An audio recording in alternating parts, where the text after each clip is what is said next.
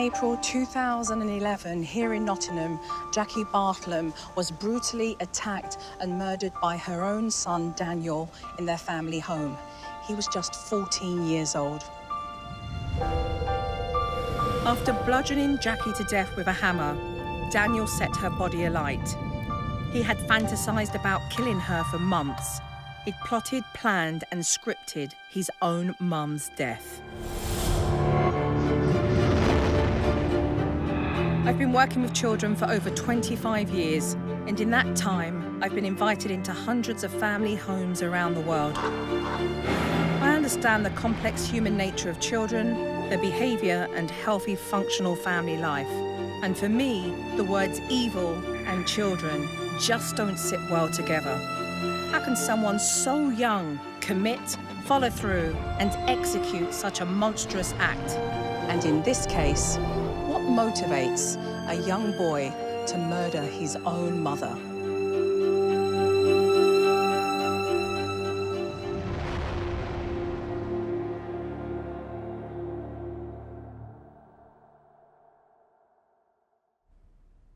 First time I saw Daniel Bartlam in the dock at Nottingham Crown Court, I was surprised at how young he looked.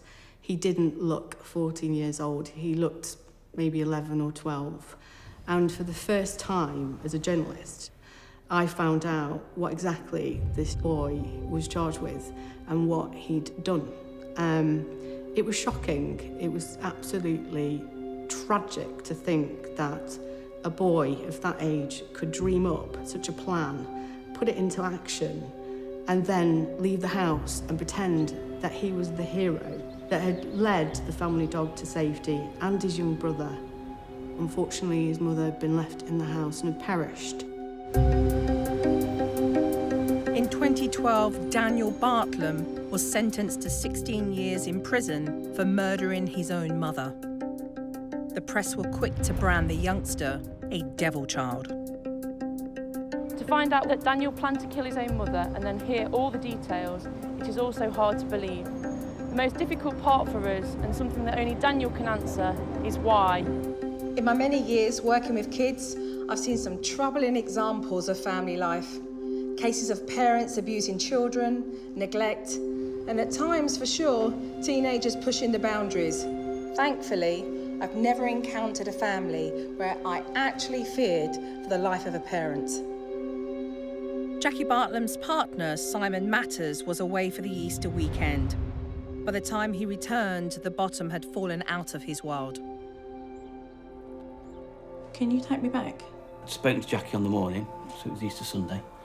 We had a text, you okay sort of thing. Yeah, I think she told me Daniel was going out with the grandparents or something, so nothing out of the ordinary.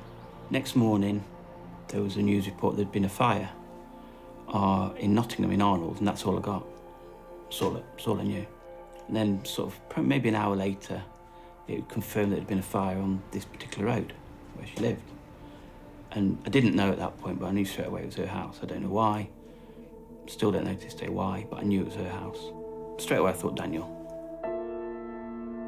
Daniel was born on November the 11th, 1996. His mum Jackie and father Adrian got married when he was 3. He grew up in a nice detached house, in middle-class surroundings, and attended the local private school. But soon after the birth of his younger brother, 9-year-old Daniel had to deal with the split of his parents and began to display anything but typical behaviour. Daniel's an interesting character. What we'd normally expect in such a violent incident from a child or a teenager is a history of abuse and neglect in his background, and that apparently is absent. And it seems that the only thing that seemed to have traumatised him was the divorce of his parents. Divorcing parents are preoccupied with their own needs. They have financial needs, they have social needs, they're looking for perhaps solace in a new partner or in friends. And what they're not available for is the children.